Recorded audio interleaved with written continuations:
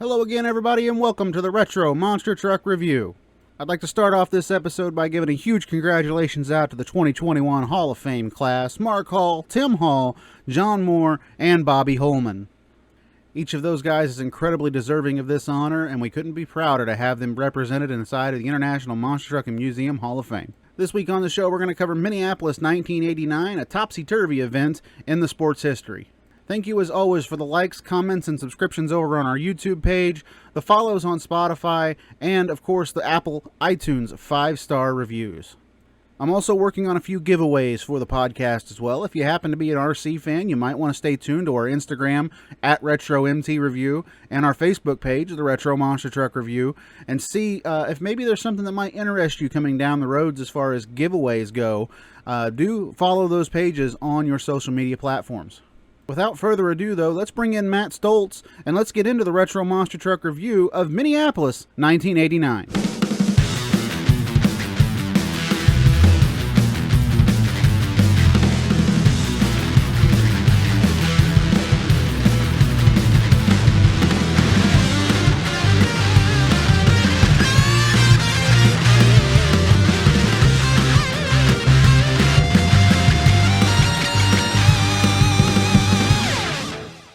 It's that time, ladies and gentlemen, Friday morning, and this is your daily dose of the Retro Monster Truck Review. Well, I shouldn't say daily, I should say weekly, as we got Matt Stoltz here. And Matt, we're covering Minneapolis 1989. We covered 88 last couple episodes ago. 89 is completely different than what 88 was. It really is. It's different in the way that the show happens. It's different in the way that it's presented on television.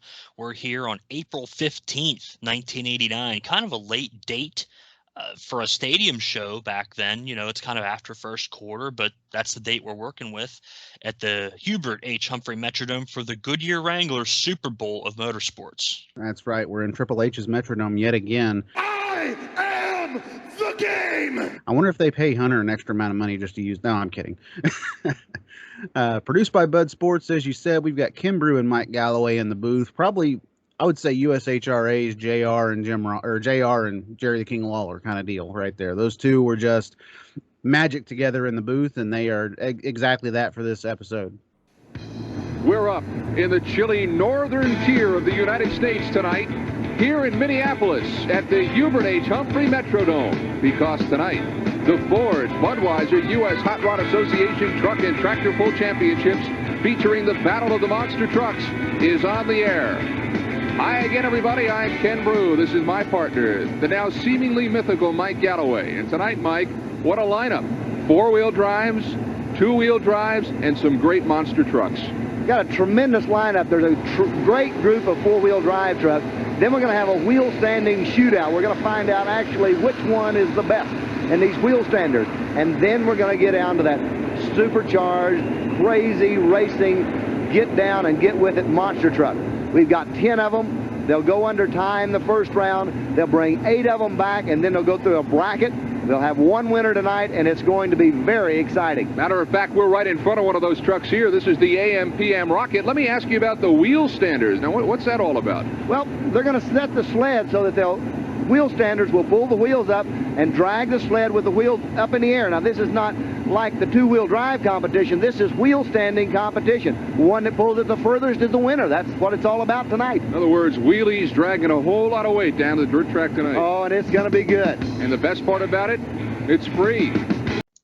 They do a great job, and they recorded these shows for Bud Sports in what's called live to tape. So they were doing live commentary as the event happened, and it was all being recorded, and then it would all be edited afterwards for time as they needed to. So it was all a live call, and it brings a real authentic feel to the broadcast. And, you know, it's something that doesn't happen as much anymore. I think Monster Jam's kind of doing it now, but you know, I have my own opinions on how the broadcast crew is there, but it's not as organic as these guys are. I'll say that much. Yeah, I agree. This is a very organic booth that we have right here between Ken and Mike. Ken Brew is always one for those one-liners that make me chuckle every now and then. And Mike Galloway, as they called him in the TNN Motor Madness days, the professor of truckology, getting his PhD right here. We started the evening off with some pulling trucks. I'm just going to go ahead and name all of the trucks that were competing. There was Tumbleweed with Tom Griffin, an excellent looking vehicle, by the way. Barnstormer 2 with Mark Martins. No, he's not Mark Martin. It's Mark Martins. He didn't race NASCAR. Blue Max, Wally Harvell behind the wheel. Animal with Lynn Hunter. Dusty Rose, a really cool looking vehicle driven by Sarah Luckin. Small Change, I love the name, and I love the Ken Brew analogy here, Ken Brew one-liner we get right here. Hey, that's what I get when I take Mike Galloway out to dinner. I love that truck. It's El Camino, and that's one of the trucks I remember seeing as a kid at pulling events as well. And then, of course, the Gambler with Kevin Finneran. I know I'm going to butcher that name behind the wheel. Mark Martins actually wins the thing with Barnstormer 2, 191 and 6 inches with the pull right there. And a really amazing pull. Nobody really went the full distance on the track with these pulling machines right here. The Barnstormer, actually it's the Barnstormer 2, 69 GMC, the 9th year of pulling for Mark. His original truck is this one, but he's redone the back end, and he's redone the front end, and he's redone the cab, so it's really his original truck in spirit only, I suppose. Well, just about like any other pulling vehicle you've ever seen, and that is the simple fact that at one time or another, every piece on it has been redone. I asked him how he got started. He said, well, as a kid, I loved horsepower. He always asking his dad to gun it. Well, he is ranked very, very high this year in the points championship, having his best season.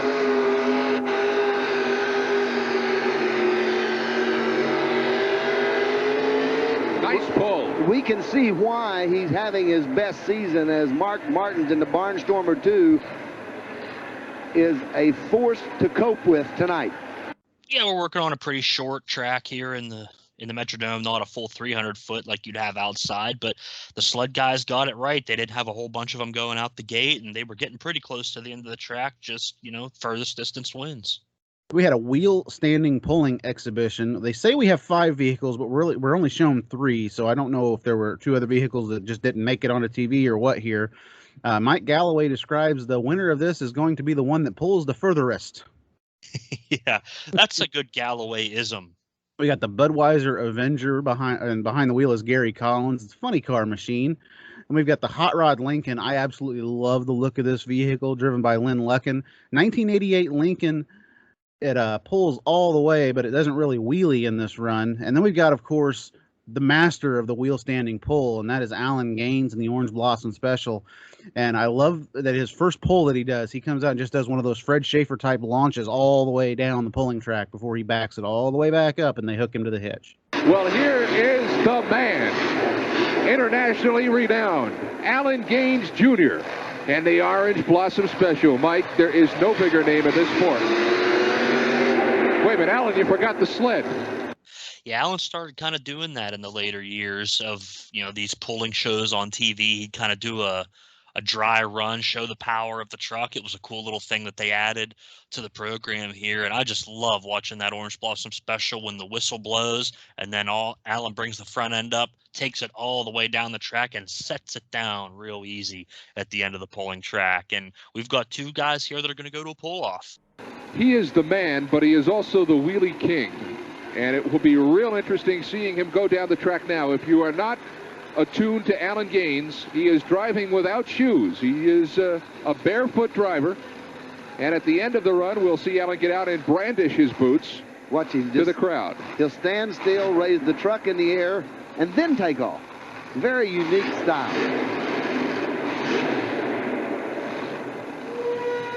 There's the whistle. Is the original. When we were in Orlando for our show earlier this year, Alan took his crew out to see the Orange Blossom Special, which is a train that is parked now in the Orlando, Florida area. And like the truck, it's beautiful. It is. He needs to go a full pull. There goes the front end up. And look at this. Truck hasn't moved. Now we're going to take it and run. It's Alan Gaines, the wheelie king, and he's going to defend his title tonight. The little 37 all over the track. He's out the door. Full pull, no doubt. Watch this. Look how easy. Oh, just let man. it set down on the track so smooth. Yeah, it's going to be the Hot Rod Lincoln, who I said really didn't do a wheel stand. He just pulled it all the way down the track. And then we've got Alan Gaines here yet again doing another phenomenal performance, pulling that wheel stand all the way down the track. He does this twice. I believe Alan Gaines's runs and pulling were really just an example of controlled chaos, because you'd pull it up into a wheel stand and you just wonder, how in the world can this thing stay straight?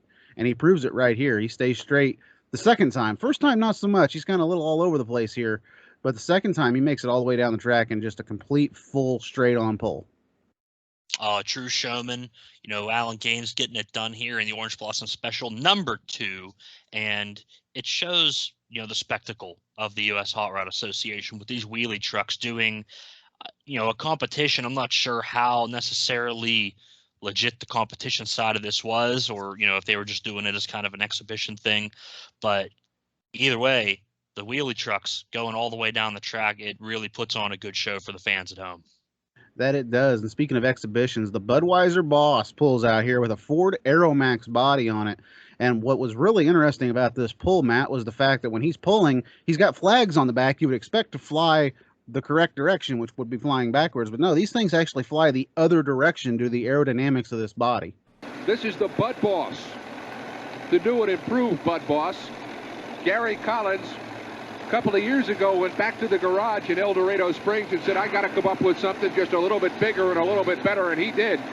He came up with his 3,000 horsepower, two 540 Keith Black Hemis, a value of in excess of $100,000, and where do you see this thing run? Unbelievable. Aeromax 9,000 Ford heavy truck. What? The Bud Boss cooking. Look out, he's on his way. Whoa! Oh, man. I'll tell you, the sled driver was hanging on for all of his life, too. Oh, boy, did he make the turn as he headed to the tunnel? Gary Collins and Ken, no doubt a full pull, but I hope we can see this on replay. You're going to see something truly amazing. It looked like he had a plane to catch. Watch Gary Collins. If you could see the flags on the back of his truck. Now, he leaves with the sled boy. He is on his way and really hooked up. It's flying. Look at the flags. They turned around backwards. That is the aerodynamics. The flags are actually what should be flying the other direction. But see how they're sticking out there? Well, the wind coming over the top of it turns the flags around. That just goes to show you how aerodynamic that is. Look at the flags going the wrong direction. There is the Budweiser Boss, Gary Collins. Yeah, the flags turn around and they face into the cab, showing how the aerodynamics of that new Ford Aeromax body works. And he, of course, is going to top the box and take it all the way off the dirt onto the pavement on the stadium. That's exactly what the Budweiser Boss would do back in the day. It was always an impressive sight to see on television. If you ever got to see it live, I envy you, because that was a very unique machine. Impressive as hell vehicle, it really is. We go to commercial and then we come back and we're here for what we're going to be talking about for this show. And that is, of course, the Battle of the Monster Trucks. Man, we've got 10 of some of the best trucks in the USHRA stables here, and unfortunately we don't get to see them all on TV. The Bud Sports broadcasts were putting polling and the monster trucks all in one show. We don't get to see any of the mud racers that were at this event. Don't know who was there for that, but we've got a stellar lineup here. We've got a track that's getting a little bit more even as these USHRA shows progress. They've got two even lanes. It's a little bit more laid out than some of the other tracks that they used to do in the previous years. It's a U-turn track. They're going down a concrete straightaway on either side of the pulling in the mud tracks, an inward U-turn, and then an 8-car jump with ramps, and then the finish is about another 40 feet beyond the end of those cars. Yep. In 1988, we actually had the same style of course, a U-turn course. We'd start on the pulling dirt and then transition onto concrete. Here we're actually turning outside in to come in Minneapolis. It's a little bit different look and arguably a much better field than we had the year before with 10 trucks. We've got Bigfoot 7 with Jim Cramer. It oddly looks a lot like Bigfoot 4. I even made the comment to you when we started talking about this show. I thought it was Bigfoot 4. But they've got the Bigfoot gray rims on there, the Bigfoot 4 cut Goodyears on the truck. It looks very similar to number 4. Yeah, they've got the tires off of number 4 at the time here, and I'm not sure, maybe it's due to it being after the first quarter. It's April. They're switching some stuff around, but they didn't really run these wheels and tires on Bigfoot 7, to my knowledge, much, if at all, be on this show. It turns out that it's not exactly the best combination for the track we have here. A set of cut Goodyears not looking all that great on this slick concrete. It's just like J Concept's blue and gold compounds. You really don't want that gold compound out in the dirt, and you really don't want that blue compound on the slick concrete like we've got right here for Jim Cramer. Barefoot Racer, Fred Schaefer, of another different tire cut right here, as these are almost like racing slicks. They are a flat tire that are really going to help Fred Schaefer get around this course.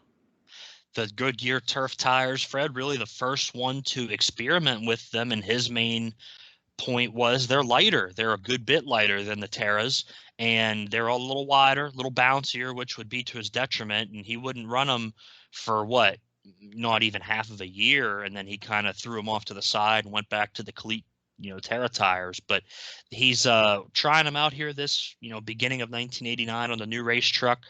The truck, I think, for a leaf spring truck, weighed under 10,000 pounds, which is really impressive. Fred really pushing the limits of the horsepower, big engine under the hood of the Barefoot Racer, but taking a lot of weight out of the truck as well. We've got Skull Bandit with Gary Sarton behind the wheel, and I got to tell you, that is just one beautiful-looking machine out there. That all-black Skull Bandit was just a truck that always just made me really happy to look at. It was an intimidating truck to look at as well. The Golden State pickup parts vehicles, Seth Dalton's crew, always a showpiece, no matter which of his vehicles roll into town. We've got the Skull Bandit here and the rebuilt AMPM Rocket with Jim Rise. Yeah, AMPM Rocket suffered a pretty hard impact, and I believe Anaheim, just a little bit before this, wins the race against Bigfoot, but kind of loses the war as they have to go in and replace the entire frame on the Rocket so it can keep going in competition. Yeah, and Jim would have issues in Anaheim a couple years in a row. In 1990, the first night out with the Ecology Eliminator there. Unfortunately, that race not televised. The afternoon show the following day was, but the Ecology Eliminator takes a big tumble in Anaheim in 1990, and they have to run the truck in gray primer for the rest of the indoor, beginning part of the season. So Jim, their hometown show in Anaheim there in the Los Angeles area, they always wanted to show up good. They put on a show for sure, but it cost them a couple years in a row. Yeah, certainly did. Another guy, Master of Disaster, Doug Spanier, no stranger to the Retro Monster Truck Review. Awesome looking truck, always runs well. First Blood with Rob Fuchs behind the wheel. Kodiak and Mark Bendler. Evil Force with Ray Perkowski. Heartbeat with Brett Engelman. And Mr. Twister rounds out your field. Yeah, it's unfortunate we don't really get to see Mr. Twister or Kodiak at all on the broadcast other than just sitting up in the pits. But like we said, we're kind of have an accelerated program here in terms of what we show. And the reason for that is because there's a lot of things that happen here in qualifying, and there's a big story that builds throughout the show. Oh, yeah. And the first big story that we need to talk about, of course, is Bigfoot and Barefoot. These trucks line up against each other here in qualifying, and they're going to take the top 8 trucks into the show. So, as Matt said earlier, Mr. Twister and Kodiak, we don't see them because they were the bottom 2 that don't make it into this bracket. However, Bigfoot and Barefoot right here, this qualifying pass is probably the most highlighted thing from this show, as both trucks come around the corner. Fred gets a hole shot. Bigfoot and Jim Cramer comes back on him. But boy, when they go into that corner, both trucks push really wide, and both trucks make some pretty hard contact. This is qualifying, but they're only going to qualify 8 out of the 10. Fred Schaefer on this side, Jim Cramer on the other side. Schaefer out of the hole, and what a shot. And it's going to be tough. They're going to have to move some trucks. Watch out, they're together. Oh, man. They've bumped.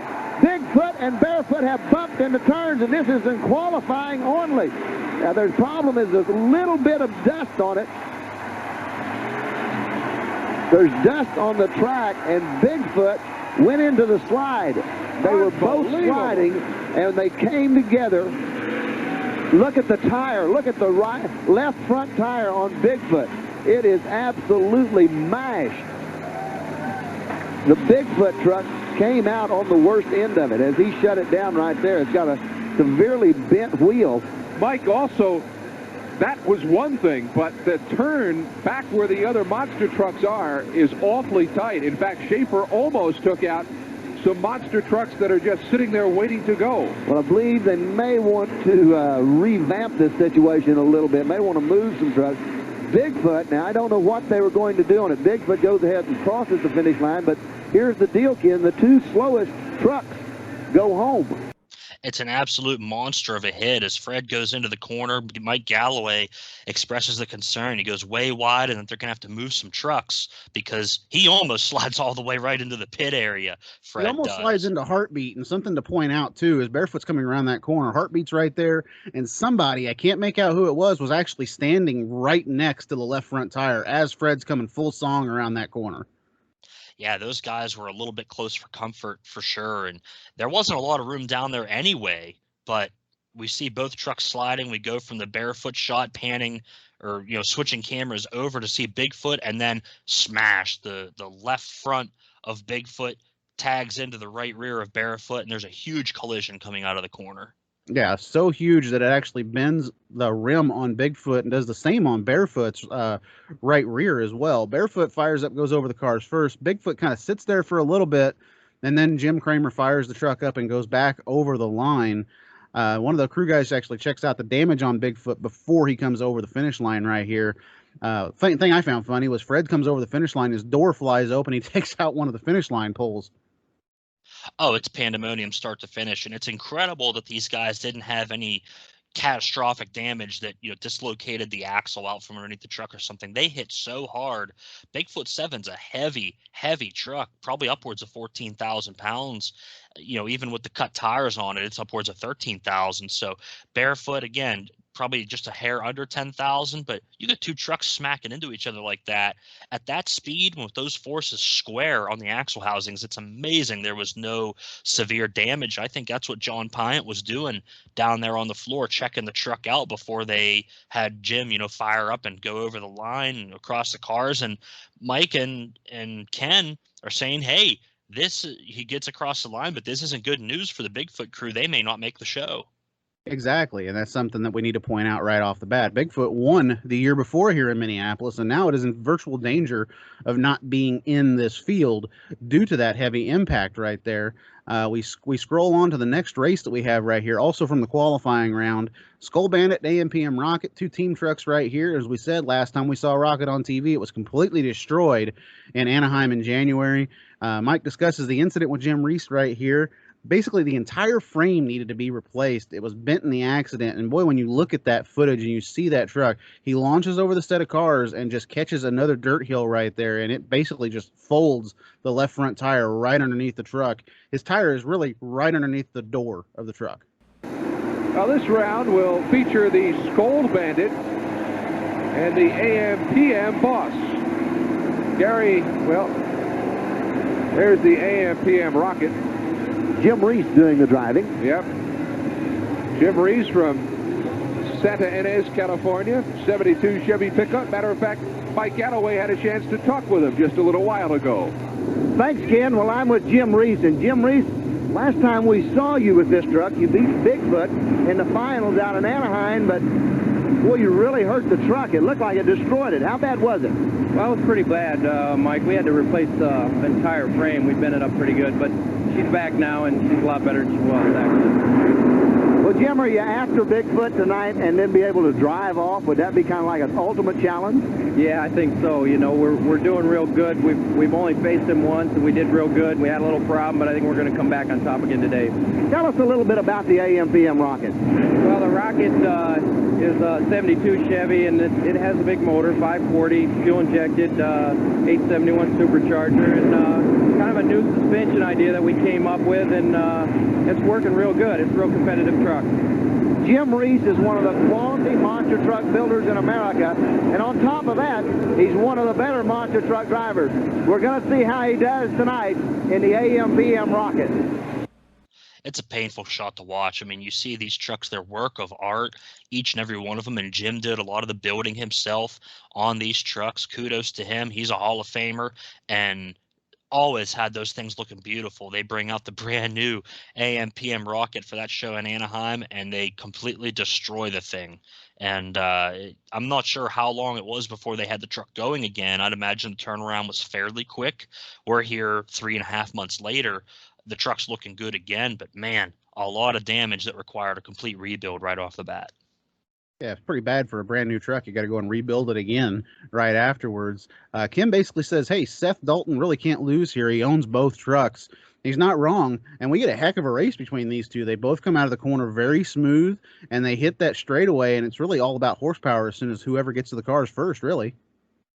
Yeah, and it's interesting to see, some of the cubic inch differences were a little bit off on the graphics and stuff that said that Bigfoot had a 640. I think they were running a 540 in Bigfoot 7 at the time with the triple carburetors, though, making a lot of power. And we see the close up on Skull Bandit on its fender. It says 580 cubic inches. They had that thing bored out as far as they possibly could. And they I think I had a 540 or a 572 in the Rocket. So they were really, big engines.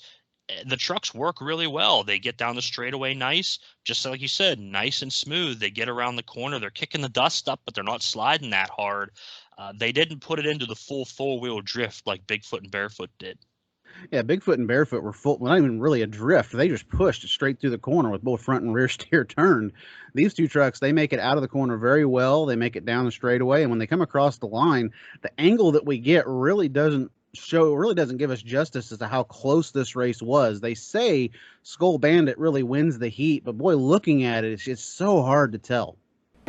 Jim Reese has a brand new baby at home, 3 months old, and Gary doing the driving of the Skull Bandit. Gary Sarton, Gary Sarton. Both of them supercharged big block Chevrolets, Art Car Turbo 400 transmissions, and they're tough. They're very tough. Ironically, both from the same hometown in California. Well, the trucks are owned by the same man. Seth Dalton out in California owns both of these trucks. So Seth can't lose on this. Seth can't lose on this one. He's qualifying. They're side-by-side, hard-running action, but they're both of them on the binders, keeping them in bound, keeping them slowed down a little bit, not charging real hard. But look at the jump. Look at that Skull Bandit truck. That Skull Bandit wins that heat. Beautiful jump. Yeah, I think Gary got a little bit of a better bounce coming off the cars. And if the finish line is where those poles are, which is where I think it is, I think that's where your finish line. And I'm going to call Skull Bandit the winner. But it's still qualifying run. They're just getting into the show, and 2 smooth runs will get it done here in the Metrodome. We cut to a segment right here between Ken and Mike in the booth, and they're arguing over whether or not Mike is going to get the Bigfoot card. Of course, they're talking about these trading cards. I'll go ahead and play this full audio clip right here. It's really entertaining listening to these guys, almost like kids going back and forth over trading cards. And what's it going to take to get that Bigfoot card? I want the Bigfoot card. You can't have the Bigfoot card. It's my Bigfoot card. Tell you what, I'll give you Bigfoot Fast Track, Master of Disaster, and Heartbeat. Nope. It's my Bigfoot card. I want to hold on to the Bigfoot card. Come on, Ken. I'll give you 3 for 1. You got Goliath? Yeah, I got Goliath. You want Goliath for that one? You got Outlaw 35? I got Outlaw 35 in here, but I don't want that. I want that Bigfoot. You got Carolina Crusher? No. You don't have Carolina Crusher? I don't have the Carolina Crusher. Would you like the Carolina Crusher? Yeah, but what am I going to have to give you for it? Bigfoot Fast Tracks. All right, I'll do that. We have the Bigfoot Fast Tracks. Okay. All right, that's fair. Now, what do you want from me? I want the Bigfoot truck. Bigfoot? Yeah. Okay, you can have Bigfoot. Okay, what do I have to... $100. No way! I just got these cards. Well, I just got my cards, too, but I got Bigfoot and you didn't. Do you know why? Why? I know Bob Chandler. Well, you must know him better than I do. Bigfoot trading cards, and I don't have Bigfoot. What we're talking about here are the official trading cards of the Monster Truck Racing Association. It's an association out of St. Louis, and they now have trading cards out for virtually every monster truck. And there's got to be, what, about 200 of these things? Oh, at least. They have Bigfoot, and they have Goliath, and they have the Mopar Magic and the Black Stallion. I mean, all the big monster trucks that you see when you go to the truck pulls all around the country, well, now they're out in trading cards. And I guess, Mike, they'll be on sale at a number of these events. Well, evidently. Now, back to that Bigfoot card. You can't have it. There is absolutely no way I will give you the Bigfoot card. No. Oh, all right. Okay. There. Thanks. I'm happy. No, you're dopey. I'm happy. All right, Matt, $100 for a Bigfoot card. Is that really what it's worth? Even back then? That's what Chris Romanus would try to sell it for anyway. I love this segment, the Leasley trading cards from 1989. Interesting for me to see that they are promoting these cards on the show for USHRA, because USHRA wasn't an MTRA member. They kind of helped with some stuff with the MTRA, but they weren't an official member like TNT Motorsports and United Sports were, and ZZYZX with Dave Matthews. So, they're kind of advertising trucks like Carolina Crusher and others that didn't run with US Hot Rod. They're showing, these cards that USHRA doesn't really have anything to do with. This is something you would never see today. It's unfortunate because it's something really cool for the industry, and it was helping get the word out about MTRA as a safety organization. But, everybody nowadays wants to do things their own way and get their own piece of their own pie rather than kind of working together. It's unfortunate, but the segment itself is just great. It's good work here with Ken and Mike, getting the idea out and getting the word out through this little bit of a taped segment.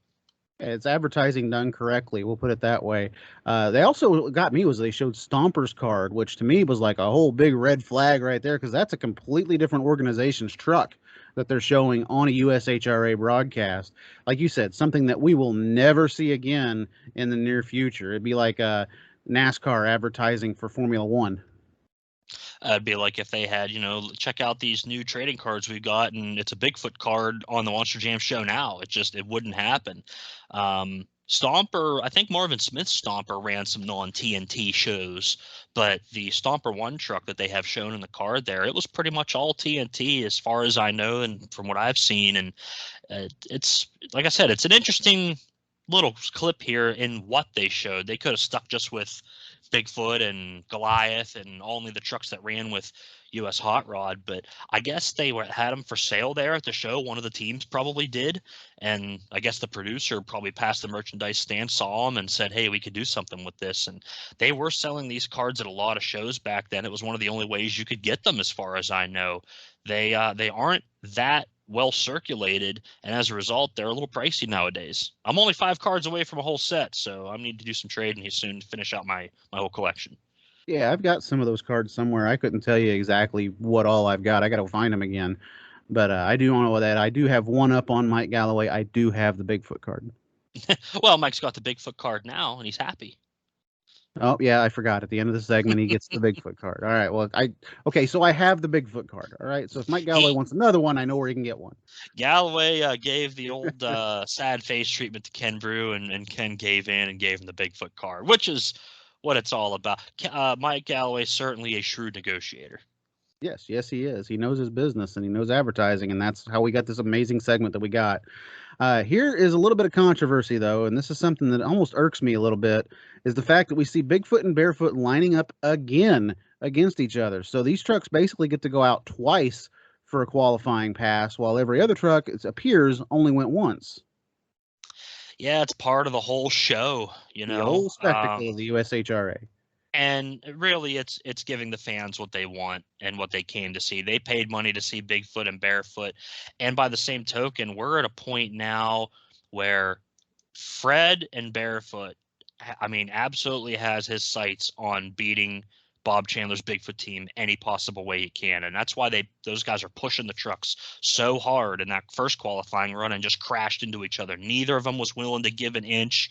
And they both had, Jim had orders, I'm sure, to go out and win and to beat Fred. And Fred wanted to go out and beat Bob's truck as well. So I'm not sure, what the reasoning was for the rerun, other than the fact that they probably were going to be the 2 trucks that were going to sit out, and the fans wouldn't like that. So they give them an opportunity to come back one at a time without as much conflict and kind of get a clean run in here. And Bigfoot's going to run first here, and he almost spins on the exit of the corner. Jim Cramer making a very rare mistake for Jim Cramer. You clocked him at a 15.02. Mike points out there's a little bit of liquid coming out from the front of Bigfoot right there. Could have some kind of damage from that collision between him and Barefoot earlier. Well, here's a good way to settle a difference, and there was a difference when Barefoot and Bigfoot went at each other.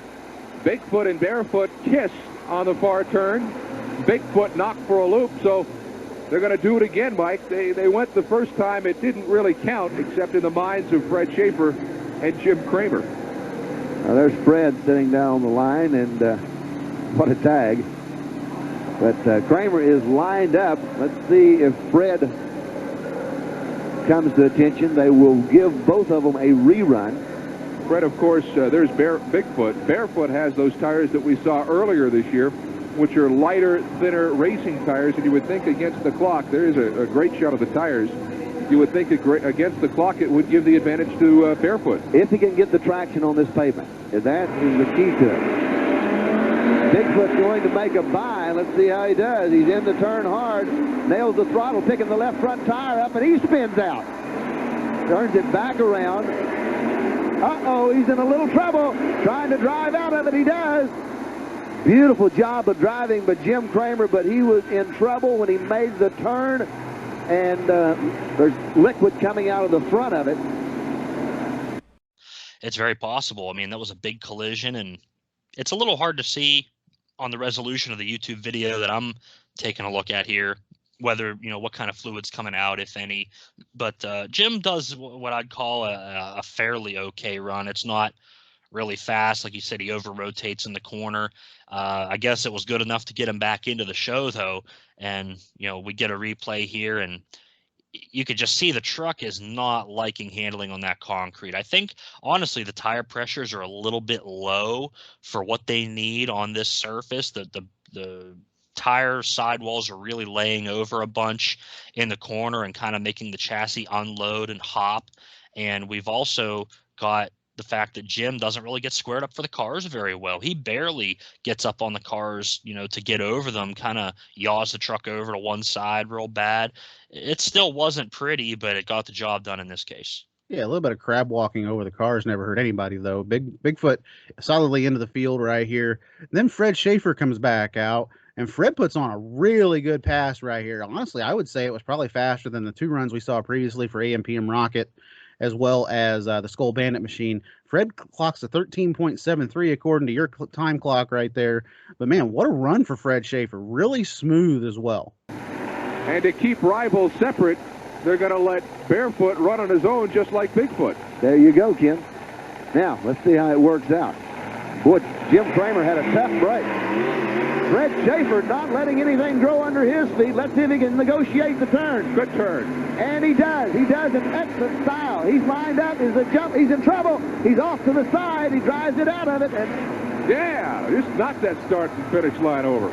Smooth run. The only thing that really slowed him down was he didn't really clear the cars much. They kind of hang him up toward the finish there, but he's looking a lot better in the turn. Fred must have went back in the pits and put some old Simple Green on them tires before that run, huh?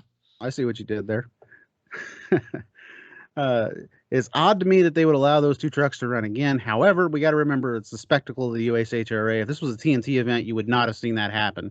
You would have seen the top 8 be the top 8. But here, Bigfoot and Barefoot solidly in the field. And what does it lead to, Matt? Bigfoot and Barefoot in round 1. Yeah, it just so happens they're going to get this showdown again. After we get Fred's qualifying replay here, we see Ken Donay on the track floor with Fred and Jim. And then as the other truck owners come in to look at the bracket and who they're going to have to go up against in round number 1, we see all of the guys come in. Rob Fuchs and Doug Spanier. Mark Bendler's got his helmet on. The Golden State guys. And they all kind of then head their separate directions as we go to commercial, and we come back, and it's Bigfoot and Barefoot once again. Yeah, Bigfoot and Barefoot once again as they're going to make it race each other here in the quarterfinals. Ken really says he doesn't know what to expect right here, and nobody is going to lay back now, and he is exactly right. Fred gets a massive hole shot right here as we go down the straightaway, coming through the corner, and on the exit, man, they get so close to each other again, it's almost like they were about ready to bash rear tires this time, trying to avoid one another. Bigfoot corrects first, though, and Jim Cramer is going to sneak out this win by about a half a truck length. Back at the Metrodome, I'm Ken Brew. Mike Galloway is next to me, and this is like old home week now because for the third time tonight, Barefoot and Bigfoot will square off. They did it once, had a little bit of an accident, then did it individually to get the time. Both have qualified, and now again, side by side, we've got Fred Schaefer and Jim Cramer. There is Barefoot to the lower part of your screen, and Bigfoot is at the top of your screen. There is Fred Schaefer, who will drive Barefoot. And Mike, I don't know what to expect now, except just all out. You know, nobody is going to lay back now. Anything goes, Ken. This Certainly is it. not when they race against each other here. No way. You've got to just go for it. And they're off. Fred Schaefer, a little bit of a lead, but watch the turn. That's the important part of it. Schaefer cutting it tight. Kramer's got it tight. Can they keep them apart? So close. It's down to the finish line area. Let's watch the jump. It's going to be Barefoot. I believe Schaefer's in trouble. He pulls it out.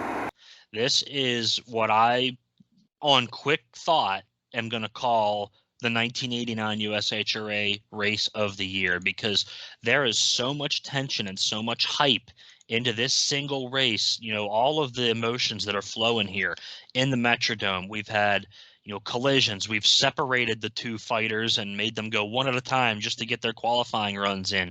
Now they go head to head with all on the line, and it's back and forth. Fred's got the lead. Jim's got the lead. They almost crash into each other yet again coming out of the turn, and they're both not giving up yet. Bigfoot gets over the cars. Fred puts the pedal down and launches, and as he lands, the rear steer kicks to the left, and Fred doesn't even care. He's still on the throttle. He spins the truck out all the way over onto the pulling track, while Jim, he's trying to get the truck shut down before he hits the construction equipment down at the end of the stadium. Yeah, and that's an example of Bigfoot and Barefoot racing for everything they've got right there. The USHRA is about the spectacle, and that race was certainly a spectacle. Both drivers almost wiping it out on the exit of the corner. They get back straight, and they give you the finish that they were hoping to give the fans right there. Honestly, I think if Fred Schaefer backs off a little bit in that corner, I think he has the better run here. I think he would have had pretty much the same that he would have had in that second qualifying pass. But here, he knows who he's got in the other lane, and I think that gets in Fred's head just a little bit. He pushes a little bit wide. And honestly, same for Jim Cramer. He pushes a little bit wide too. But when they correct, they're straight, they go to the cars, and it's basically mano a mano from that point, and Bigfoot goes on to take the win. Yeah, both trucks have what I would call a really good run. I didn't time them here, but the difference ends up being a half truck length on a very slippery track. And that's saying something for these two true professionals going out and giving it their absolute all. In this case, Bigfoot ends up coming up the winner. Interestingly enough, you know, Fred kind of had Jim's number a good bit through that first quarter. They met up a few times in different shows. And I think even in Jim's, you know, Bigfoot's hometown of St. Louis, and Fred's as well, really, Fred ended up kind of taking the overall event win there in the Checkerdome. So back and forth the whole season, the tensions are running high. Bigfoot gets this battle, though, as part of the entire war. AM/PM Rocket and Evil Force right here. Something I found funny, we got to call back to 1988. It was 1988 when Hot Stuff wrecks. We hear the phrase, "Where's Big Toe when you need him?" Well, he's about a year late, except it's renamed to Evil Force. I never understood this name change, though, Matt. Evil Force for a giant tow truck. Big Toe seems like it fits perfectly. It makes you wonder, maybe there was a copyright issue or something with the name. I'm not sure. But Evil Force is the one here that we're going to be talking about. And it's obviously it's Big Toe just rebranded. Well, I think Evil Force was the name of Ray's towing service, if I'm not mistaken. I may be wrong on that, but I think that's his actual company name that he used for his towing company back home in Florissant, Missouri. At least it was on a business card or something that I saw at one point. So, Okay. You know, it's an interesting, you know, name change for sure. I think the Big Toe name fits better myself, but USHRA, Ray's running primarily with them, and they did like to see something different every couple years if possible. If you weren't a Bigfoot or a Barefoot, a lot of guys would change truck names, and maybe this was just part of that to help him secure, you know, a couple more years of bookings. So he would run the Evil Force name for 2 years, and then he'd revamp the truck again into Invader for 1991. Rocket pulls out a small lead here down the straightaway over the very much heavier Evil Force truck. Jim maintains the lead going through the corner, and he really honestly increases it over the cars. Very smooth pass here for Jim Reese, and a very smooth victory. You could almost call it an easy victory for him. I don't think Evil Force really was in this race from the start. Yeah, I don't have much on my notes for this one. It's pretty much a clean-cut, start-to-finish victory for the AM/PM Rocket. It's a good, smooth run by Jim, and he's going to move on to the semis. The AM/PM Rocket against what used to be known as Big Toe, which is now Evil Force. You got to say Jim Reese may be a favorite on this one. Jim Reese, we saw out in Anaheim, go to the final round and win against Bigfoot in the final round, but crashing on the last round. Reese, you know, he's a builder of monster trucks, has built about 9 of these things, and I'd say one of the premier young builders in America, building for Golden State out in California. He's got it covered out of the hole. Let's see how Reese handles it. This track is so slick, no matter how good you are, you can be in trouble in just the blink of an eye. Reese has got a good lead over it. Will he go ahead and drive out? And he does, takes his time, wins that one handily, saving the truck. I think that was a wise move on his part. You notice, Ken, he was backing out of the truck. He looked over, saw he had a lead, and held the lead and held it well, so he will progress on to round 2. Heartbeat and Master Disaster right here. This is a hometown hero right here for Master Disaster, being from Minnesota. Heartbeat, though, 1988, probably one of the more intimidating looking trucks on the circuit with that all black paint scheme. Now, I don't know who he let paint it, but it's not one of my favorites as far as Heartbeat goes. It's a mix of black, blue, and pink. Interesting color choices right here, but man, I was always just so fond of that big black Chevrolet that when I saw this as a kid, I almost wanted to turn the channel. I just, no offense, I know people love this scheme for some reason. Me, I can't stand it. For me, and this is, you know, people are gonna be surprised. It's the perfect amount of purple on a monster truck here with the Heartbeat for me. I think it looks pretty good. The black truck looked great too, but the Heartbeat look, this first version, I really like with the darker stripes on the wheels, and the truck would end up going, you know, on its side in Arrowhead Stadium just about a month later at a USA Motorsports event, and then it would get rebuilt a little bit with a new body and a little bit different scheme that had a little more pink in it. So I like this one that has a little more of that black overall, because black on a monster truck is good. Yeah, and I agree. That's why I love the black truck, not this one. I couldn't get into that paint scheme. But Heartbeat is one of the trucks that was here the year before. Brett Engelman had, of course, an issue in the final round against Bigfoot, looking to try and do a little bit better this year. Mike says the short wheelbase could play into Master Disaster's favor, but Heartbeat's going to pull off a big hole shot right here. And what I really noticed about Heartbeat's run was this incredible power slide it makes through the corner. Doesn't quite get the exit, but boy, for 3/4 of that corner, it's looking perfect for Brett Engelman. The other lane, though, we got Master Disaster, some smoke coming out of it. It's just not a really, I don't know what's going on with Master right there. Something's definitely broken in the truck because it's not really performing up to Master Disaster standards. And the Master of Disaster, Doug Spanier from Albany, Minnesota. I think Doug's may have a little bit of advantage on this race. You know, besides the horsepower, I'm going to have to get that to Heartbeat, but the little short wheelbase truck, that could be a big advantage on this tight turn down at the end. Heartbeat out in the lead. He's caught him sleeping on the line. Can he keep it up? Uh-oh, he's in trouble. It's skating on the back. Skating on the back, but he's all right. He works it out. He's got it. Oh, man! He's got it. Heartbeat wipes out one of them. Oh! On the other side. And Master Disaster, a lot of smoke coming out of the back of that truck. But it's Heartbeat that will move on. Yeah, he doesn't have the big power side of it for sure. And I'm with you on the power slide in the corner.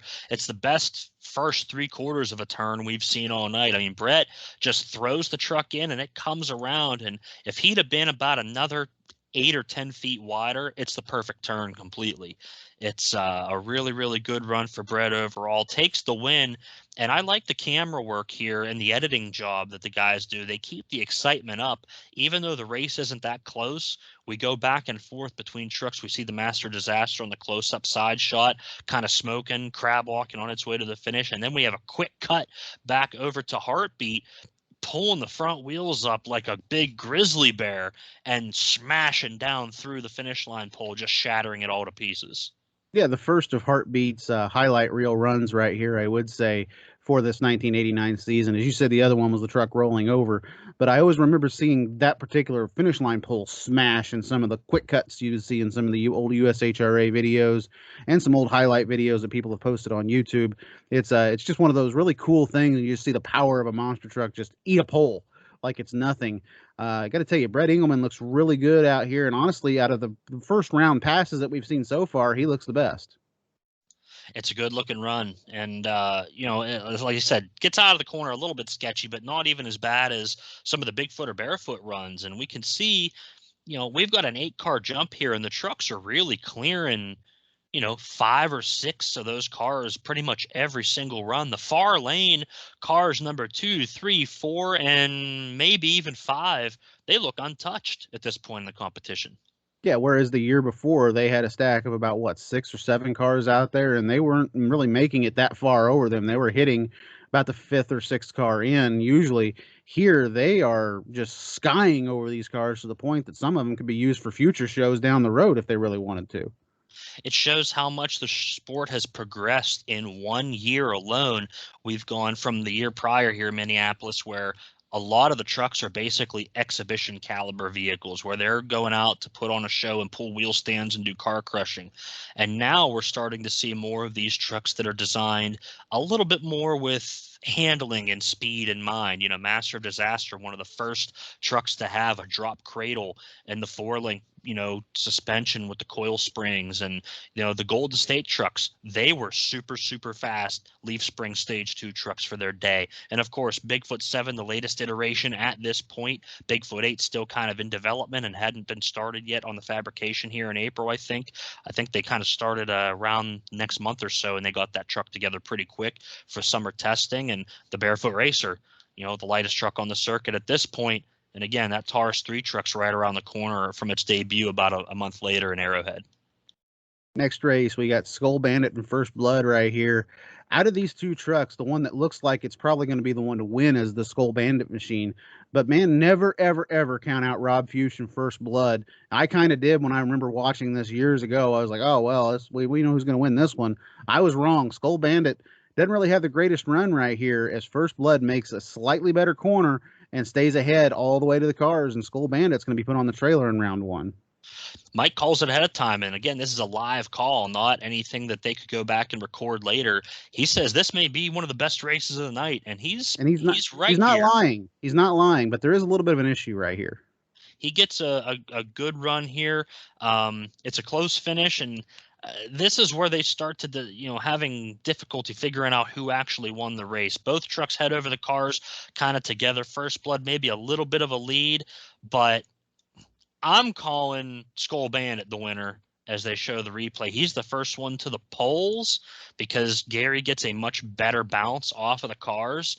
But the way that they say it on the TV show is, well, I think First Blood's rear tires touched down first, which, Yeah, I don't buy that. I don't buy that at all. Even that part's debatable, but if it's the first one to the end of the cars, I could see maybe it's First Blood by about a tire length, and then Skull Bandit kind of goes past as Skull Bandit clears pretty much the whole set of cars with the rear tires, and he catches the rear tires on the dirt ramp.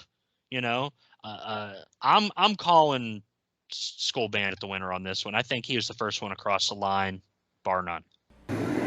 My heavens, who are you going to pick on a winner on this one? There's the beautiful Skull Bandit truck. That's another one of the Jim Reese built trucks.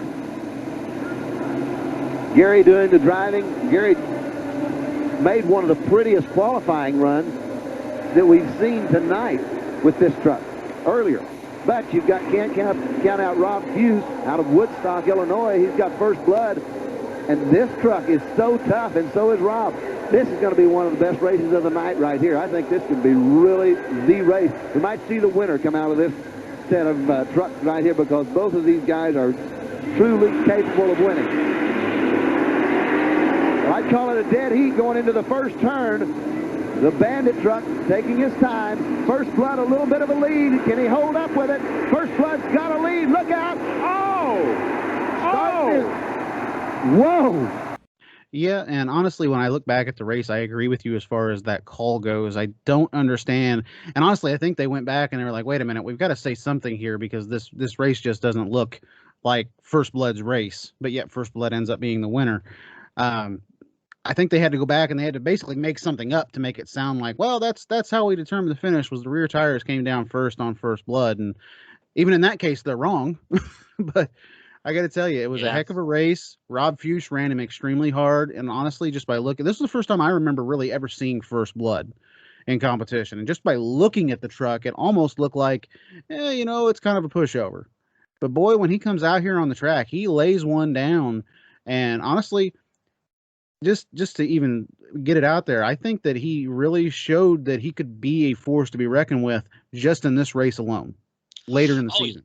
Oh yeah, Rob definitely pushed the truck hard anytime, he was on television. I mean, that's the only time I've got to see him. I unfortunately never got to see him drive in person, but he always was a competitor. And even if you go back to War of the Monster Trucks, I think Rob Fuchs was robbed himself there in that wheelie freestyle competition they did. He attacked the cars harder than anybody and didn't end up getting the win. But every time that Rob got on TV, he absolutely capitalized and made the best of it and really impressed me pretty much every time that truck was on the big screen. Yeah, like we said, though, here, it was kind of a bad call. Skull Bandit's going to end up going on the trailer. Not sure exactly what happened there. Honestly, one more thing we can throw out there before we move on. Maybe, and just throwing it out there, maybe Skull Bandit broke, and that's why First Blood came back, but this wasn't relayed to our TV announcers. Well, yeah, I don't know. We weren't there. We don't know exactly what happened, but Exactly. there's definitely It's just speculation, but that could have been one thing. It could be. But again, they're kind of calling this live, so I think they're kind of getting information as they're seeing it on their monitors and trying to come up with a justification for what came over their headset as to who was the winner. Either way, First Blood is going to the next round. He's going to face Heartbeat in the semis. Yep, and Bigfoot's going to have AM/PM Rocket in the semis right here. It's a rematch from January in Anaheim where Rocket won but crashed extremely hard, as we said earlier in the broadcast. Bigfoot's got a small lead in the corner here, but Rocket makes a better turn, and Bigfoot really has to stomp on the brake to keep from hitting him. But Cramer then puts it through the floorboard and just sails past Rocket over the cars, taking almost a full truck length victory here. But Bigfoot's got a really bad landing. It does the same thing that Bigfoot usually when Cramer was driving anyway. It seems like that left front always wanted to tuck and hit those cars when it landed, and it just stuffs that left front tire in. And when it does, it looks like it appears to have broken a suspension component, and then that rim that had suffered damage earlier in the night seems to give way, and Bigfoot's tire starts to deflate. There is the Rocket. The Rocket will be at the top part of your screen. At the bottom part will be the Bigfoot. And Mike, they have seen each other once before. We can go back so many months, almost a year ago, when the two of them met in Anaheim in a competition similar to this. The Rocket came out the winner on that one, but crashed on the final jump. So this is a rematch of the final round of competition. There's Jim Cramer watching the flagman. On go. Who will it be? The Ford has got a little bit of a lead. He's got the throttle hard. Can he bring it around? Can he bring it around? What's going to happen? Oh, watch it. The Rocket is in a little bit of a lead. Jim Cramer makes it all up. But the left front took the beating on that. The left front tire must have moved 6 to 8 inches when he landed. I think he's wiped the left front out on it. I think the left front is wiped completely out on Bigfoot, and there goes the tire down. And in an ironic twist, it was the AM/PM Rocket that won that match in Anaheim, but could not continue because of a wreck. Exactly. Now it is Bigfoot who has won the match, but will not be able to continue because of the wreck. It's really unfortunate because Jim makes a heck of a come-from-behind jump here. I mean, he sends the truck almost completely out of the Metrodome. He clears all the cars completely, clears the dirt ramp, and lands with the left front straight into the concrete floor. And Bigfoot 7, I've talked with Jason Rona about this a good bit, that Bigfoot 7 is one of my least favorite Bigfoot trucks for this reason. It has a fatal design flaw. They were trying to get more suspension travel and better handling out of the truck, but that came at the cost of a lot of axle wrap. So when the axle would compress and the springs would compress, if it wasn't dead center left to right, the whole axle would wrap up under the truck like this. And it happened in Pontiac in March. It happened at the Bigfoot 5000 show in Indianapolis in the fall of 1989, and it happens here in April, where the left front just completely pushes all the way back into the cab of the truck, and the cab in this case punctures the tire. And I think the suspension honestly is probably okay. It doesn't look like he has a drive shaft broken or anything, but punches a big hole in the Goodyear tear tire, and they don't have enough time to get this thing ready to go for the finals, which is unfortunate, and it's going to put Bigfoot out for the night. I don't know, with the way they show that replay and that thing digs into the ground the way that it does, that tire is just kind of flopping back and forth. Something else broke in there. There's no way that tire is moving that much without something else breaking inside that vehicle. You really don't get a close up of it. You really can't tell exactly what it is.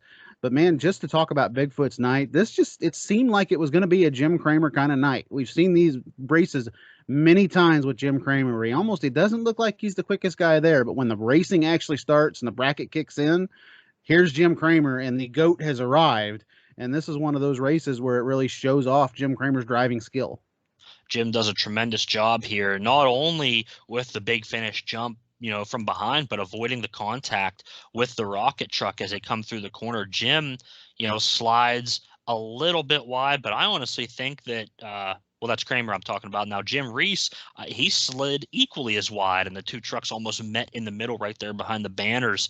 They get them collected up, and it wouldn't be the first or last time that Jim Cramer and Jim Reese, kind of tangle on the track. A couple years later in Anaheim, a big collision there between Bigfoot 9 and the Ecology Eliminator causes even more controversy between these two. And, the top USHRA runners, they're going for broke every time out. That they are. Next race, Heartbeat and First Blood right here.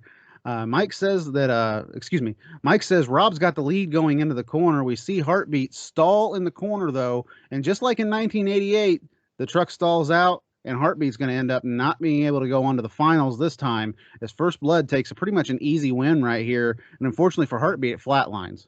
Can't pick a winner in this. It's just too close. Here we go. Rob out with a little bit of a lead as they go early. Rob has got a good lead. First Blood with quite a lead over Heartbeat. Brett has got problems. The Heartbeat truck quit. The Heartbeat truck shut down. So it's First Blood continuing. First Blood to the finals. Yeah, the Heartbeat's dead this night in Minneapolis, and Rob has an okay run, kind of just smooth. He crab walks up to the cars a little bit, but I don't know if he would have been able to beat Brett if Brett had the kind of run he had the run prior. But either way, First Blood kind of gets a free pass here into the finals. At 11:15 p.m., we see on the ticker up at the top of the stadium wall, these shows definitely ran a lot later back then than they do now. Yeah, I mean, they had so many side acts just leading up to the monster trucks. The monster trucks were considered the main event by this point in their history. But man, 11:15 p.m., that's a little bit late. I can imagine some people were getting home about 1 or 2 in the morning after this race. And some guys like us that travel hours upon hours sometimes to see shows, they're not getting home until the next afternoon. Yeah, and we had Vori in there too. I'm not sure where they put that in the program, but I was checking out some newspaper ads for the show, and Vorian was there as well. I think they had another stunt plan. So there's a whole slew of action here at the Super Bowl of Motorsports for the USHRA here at Minneapolis, which has now become, a marquee venue for them throughout their lineage. And all these years, Minneapolis is always one of the big stadium shows. And we get the news that Bigfoot not going to make the finals. We see Jim Cramer talking with John Pyatt and one of the USHRA officials in the coveralls there, and some other people as well. And Jim goes to run and get his helmet and kind of call it a night. But in between, couple youngsters want an autograph, and Jim obliges as a true professional, takes the moment and signs those kids' yearbooks for him, showing what a true class act that Jim is. Puts a smile on his face, and even though his night didn't go as they had hoped, he's still doing what he can for the fans to make them happy. Mike, a discussion there just off the track. Jim Cramer apparently had thoughts about trying to fix the truck as quickly as possible, or at least get it to a point where it could compete. But it looks like he's going to call it a night. I think the truck's injured severely. Yeah. I think he's got damage to a wheel. He's busted a shock on it. Also, I saw some fluid leaking out of the radiator area. So I think Cramer will probably put it to a halt. Look at that. Now, there's a very gracious gentleman. It's been a tough night, too. He had the kiss with Barefoot. That did some damage to his truck, and he had trouble coming off the cars a couple of times, and now this. Still has time for an autograph, though. Well, just goes to show what kind of class Jim Cramer has. Exactly, and I think everybody knew Bigfoot was there. By that semifinal round race, everybody knew, hey, you know what? Cramer seems to have got this thing figured out now. If he would have made it into the final round, one can only imagine what Bigfoot would have done in the final against whoever had won the next race. I got to tell you, though, I was really looking forward to it. Unfortunate for the tire pop. We go into our final round, though. First Blood and AM/PM Rocket out of this field of trucks. I mean, and if you go back and you look at this field of trucks, it seems like it's one of those fields where just about anybody can win. But I don't know that I would have picked First Blood to be in the finals. Rocket, yes. First Blood, not so much, like I said earlier. But I got to tell you, First Blood draws First Blood and gets a heck of a hole shot right here on Reese as Reese swings way wide in the corner. Almost doesn't even look like he has rear steering on the vehicle. He comes so very close to colliding with the First Blood machine here. But I got to tell you, Rob Fuchs stays calm, cool, and collective, goes right across those cars and steals him a very big victory here on the USHRA circuit. Yeah, it looks like Jim had no rear steer there. That or he was trying to power slide the thing through with front steering and it didn't work. I'm not sure what exactly happened, but the rear wheels don't really move. And the two trucks almost, I mean, they may have even just brushed just a little bit. But you could see that that was all on Jim's side because Rob is all the way up against the pulling track. He runs over a drop spreader that I'm sure had, flour or something in it, and then kills a fire extinguisher right there on the side of the pulling track. It explodes underneath the tire of First Blood as Rob then corrects the steering, gets it back straight, and heads over the cars for the big, big victory in a stadium show here for U.S. Hot Rod Association. Well, this is what they call the final act. This is the grand finale. Top eliminator. Top of the heat, Jack. It's First Blood, who has come on from a big win over Heartbeat and the Skoal Bandit to take on the AM/PM Rocket. Not the winner in the last set. That distinction went to Bigfoot. Bigfoot cannot answer the bell, so it's the Rocket. And it's Blood out of the hole with a good hole shot. Rob Fuchs wants this one. Jim Reese has got other ideas. My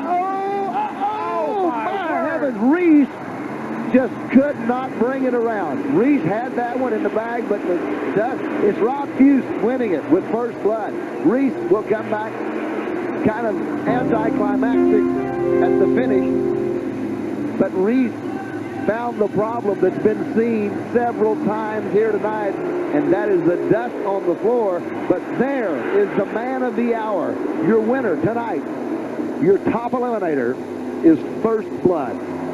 Looking back at it, when we look back at that semifinal race with Bigfoot and Rocket, Rocket kind of pushes similarly. It makes you wonder if he lost rear steering before the semifinals and then just goes into the finals knowing he doesn't have it. It's very possible. Jim had kind of a rough night overall.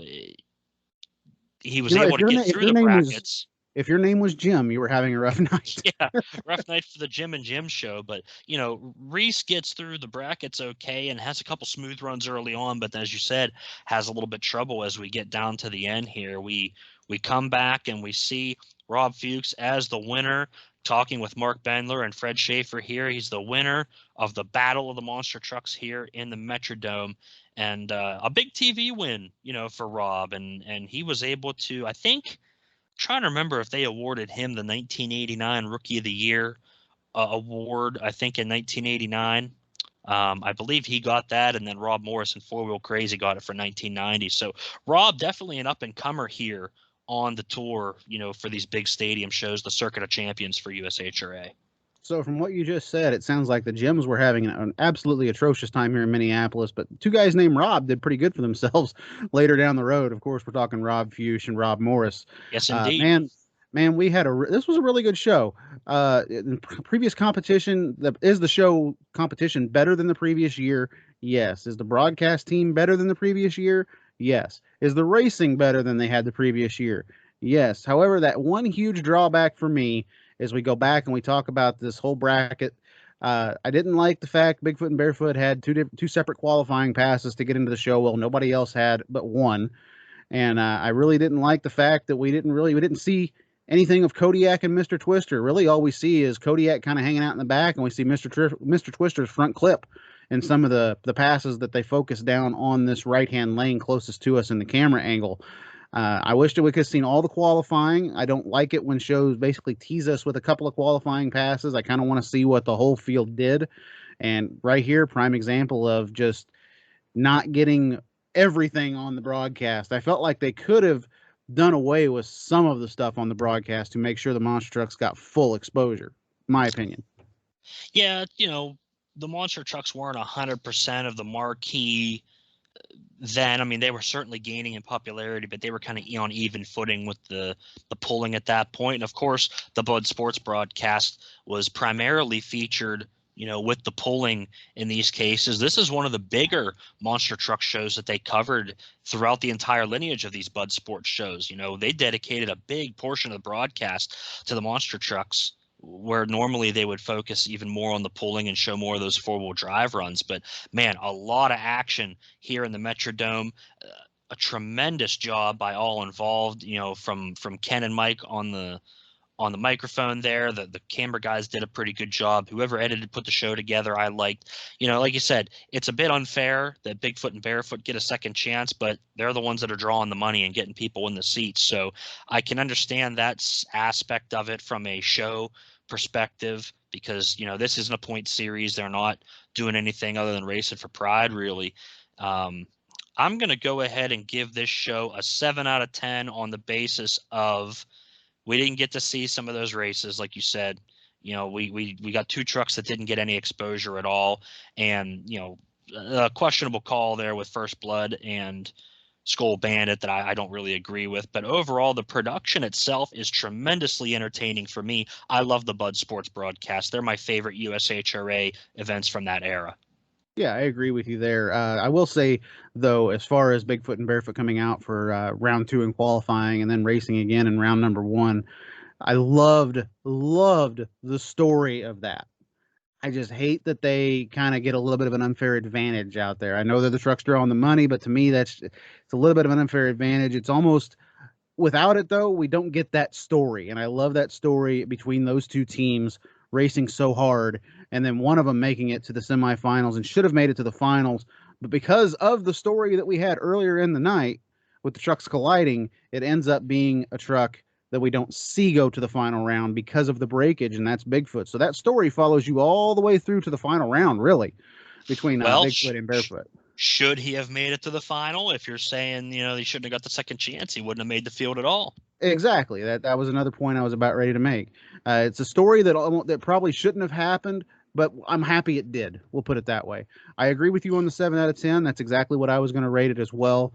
Honestly, though, just a fun little entertaining show, even if it has a little bit of a flaw here and there. I love Ken and Mike Galloway, Ken Brew and Mike Galloway up in the booth. They bounce so well off of one another, and we get those really one-liners. My favorite one-liner of the night, though, between Ken Brew and Mike Galloway, though, was that loose change analogy. It's exactly what I have when I take Mike Galloway out to dinner. Loved it. That's it. They're true professionals up in the booth. Ken, as we've talked about before, a legendary sportscaster in the Cincinnati area. He's been on TV forever. And Mike Galloway, boy, if you've ever met Mike in person, I was thankful that I got to do so when he was inducted in the Hall of Fame. When you hear, Mike's little ornery sayings that he does on TV, he's got it dialed back to like 30% compared to how he is in real life. Mike is so entertaining, has amazing stories, and always has everybody laughing around him. So I hope we get to see him again someday, if he is been able to make it back to the Hall of Fame, because he's a true legend.